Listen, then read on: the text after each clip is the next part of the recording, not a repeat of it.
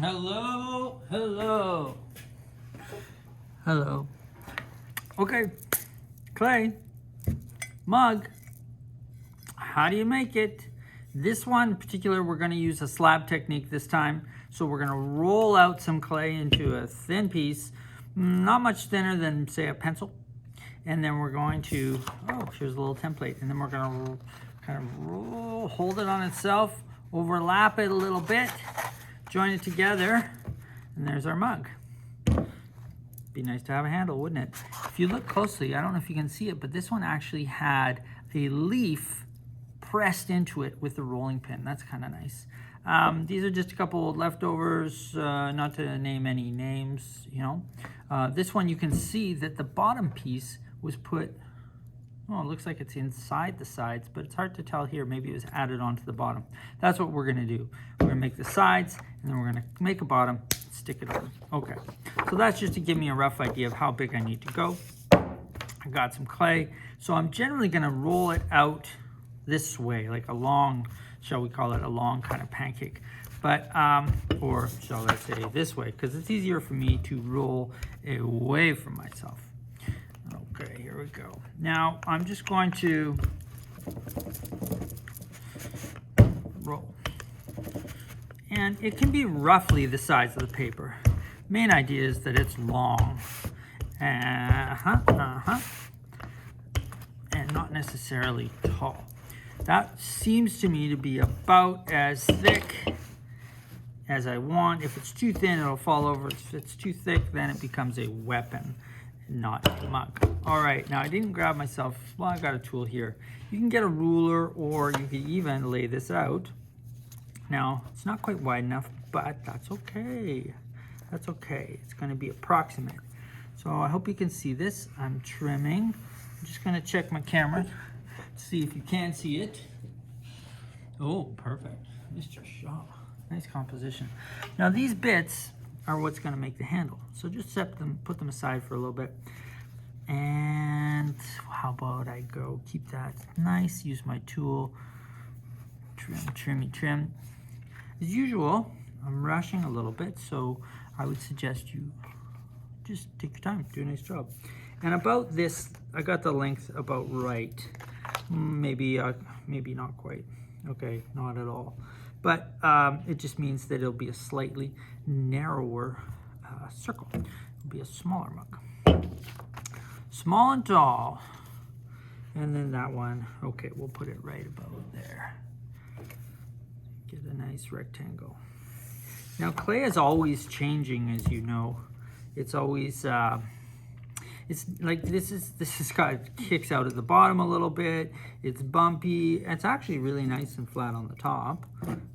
And that one's a little bumpy, but these are made by hand. That doesn't mean we make a crappy job. It just means that it's not going to look like it's from a factory. And that's okay. Now I got a little tool here. Oh, and I believe I got one of these, my favorite. Now from here, you can pick it up, check it out. Ooh, you can smooth that if you want. I'm going to, now either we join the end or we overlap the ends. Now, you know what?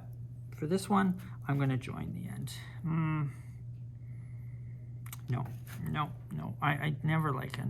It's just too hard to keep it nice. So I'm going to overlap it slightly, maybe a finger width. So we can make some texture, make a little Velcro. And a little Velcro. And I would pause to go get my slurry. You know it's gonna go there. Wait for me, everybody. Have some popcorn.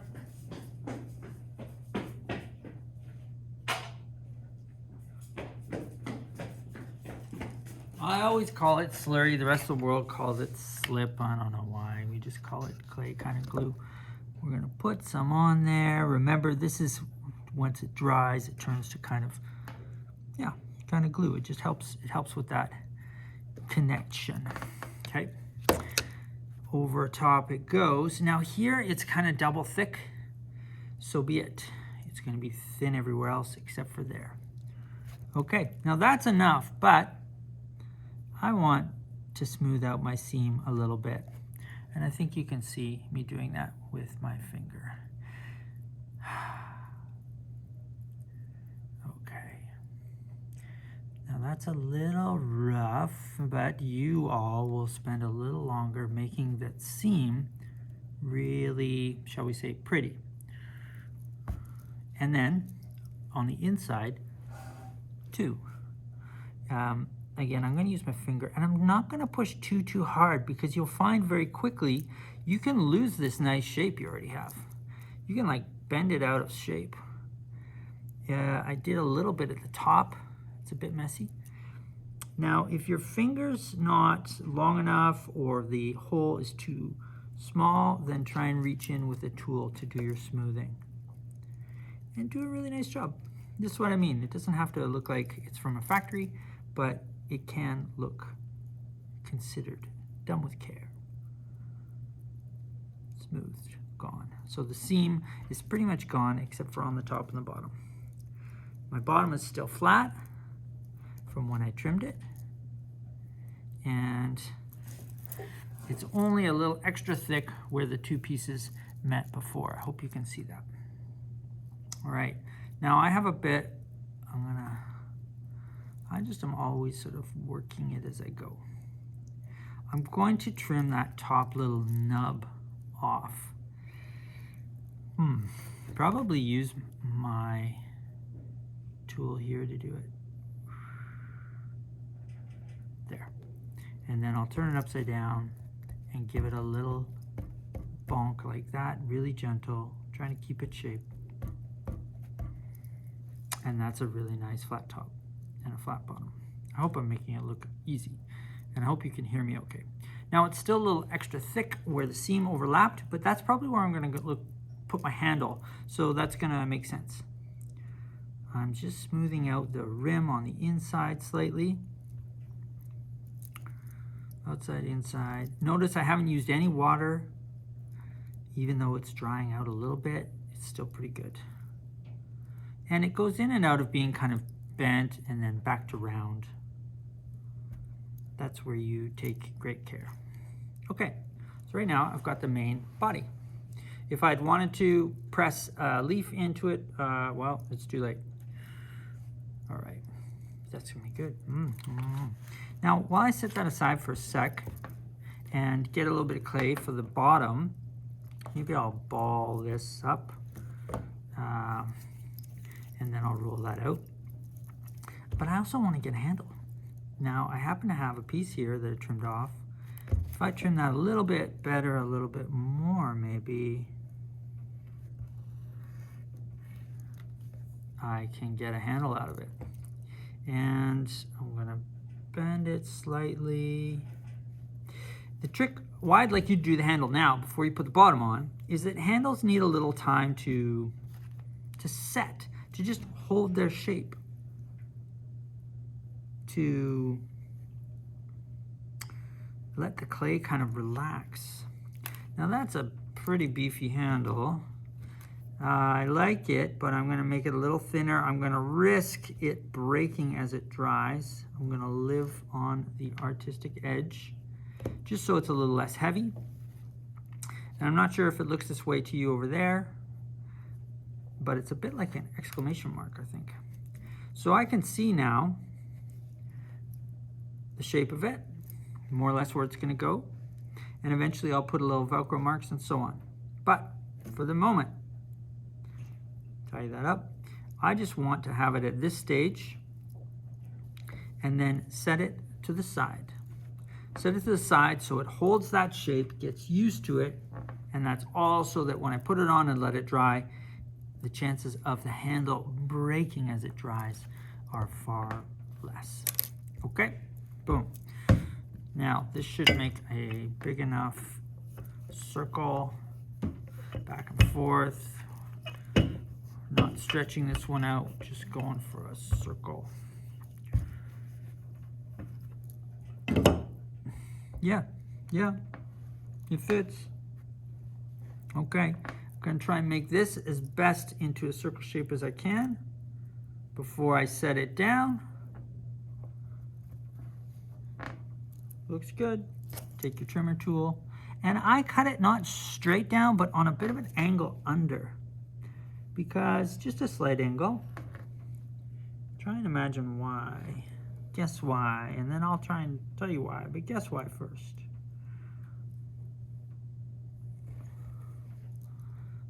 That's right. That's right. You guessed right. Okay. The idea is, now I'm going to, well, try and explain it to you. I will pop it off. I will make my Velcro bits without changing the shape too much. Just gives it something to grab a little bit more. I know, slow down. Okay, I'll slow down. And then do that on here too. And the reason, the answer to the big mystery why I cut on a bit of an angle instead of straight down is that as we mush these two together, you know, the clay kind of stretches itself out. And I want to avoid having this fanning out shape. I want it to either stay straight down or fan in a little bit. So we've taken a little bit off just to help with that. Here's our slip to help for holding that together. Generally, we're gonna mush it anyways, right? We mushed this totally, whether we had the slip or not. I don't know how much of a difference it was gonna make, but you know, clay as it dries, sometimes it dries funky. Okay, that looks good. It's ready to go on. Give it a little twisty twist. And now I'm gonna try and make that seam between the bottom and the sides disappear. Now, I'm not so much joining them by mushing like I did coming up the side. I'm mostly just making the seam disappear. And I guess that slip and the Velcro is what's gonna do the trick for holding it together. I hope you can see it okay. Ooh, pick it up, yep. That looks nice. You can mush it up a little bit. You probably should. And now from here, it's pretty much a mug. I would suggest that you take a bit of time working on the general shape so that you're happy with it. And if it's flaring out, try and push that in a bit. You could even roll it slightly to give it a nice shape. Tap it. I don't know if you can see in there, but there's mush. Some of this is stuck on the inside, so I'm going to reverse my tool, and I'm just gently going to go right down in, clean up that bottom edge a bit. It's too deep for my, oh, no, I can just about get there. Okay, that sort of works.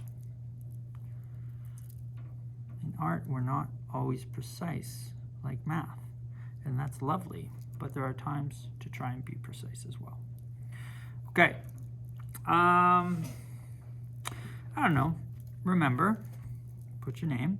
I like to press it in. I'm going to use the curve for the S, and then the curve for the S. Press is easier than carve. Press, press. Try and fix it up a little bit. If you need to, take a little longer than I'm taking. Press, press. What do you think the next word I'm going to say is? Press, press, press. And great news, everybody, as you well know, I'll use this for the curve for the 2. I'll go and then upside down. You have to watch this upside down. 20. And 2 more 2s at last. Our first piece. If you're watching this like in years from now, you can see how excited we were in January of 2022. Normally I do that at the end, but I just couldn't wait. Okay, that handle's been sitting for a little while, not that long. I'm gonna find where the seam was. It's hard to tell because I did such a nice job smoothing it, but it's right there. And I'm gonna line it up. Make some reference marks for where it's supposed to go. Try and get it straight up. Make some slurry marks. Get some slurry. I'll put it on here.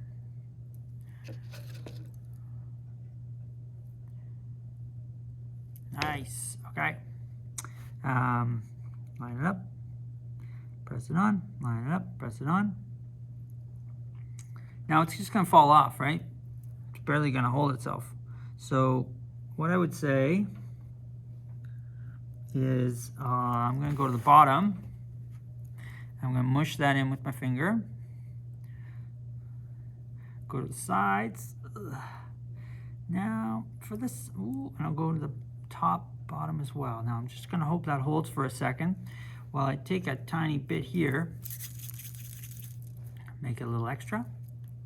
And if I tuck it in, wrap it around, now I've got a little bit of extra clay that I can mush onto the body and mush onto the handle.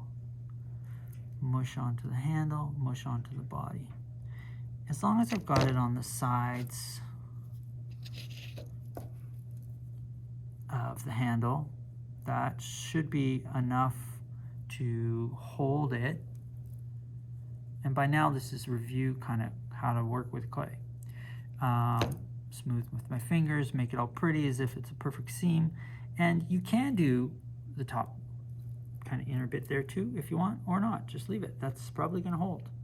Now from here, I'm almost gonna finish with you all. You've been very patient, thank you. And I'll finish it kind of on my own, but I'll put in one more little piece here, wrap it around. And again, it's just kind of like extra holding power. And this one I am gonna smooth onto the handle, onto the body, onto the side, body, onto the side, handle. Okay, you got the idea. Wraps around. And that handle is not gonna fall off. If it was much heavier, we could put some paper towel or something under there just to hold it while it dries. The fear is that right about here, it starts to crack as it dries. And, you know,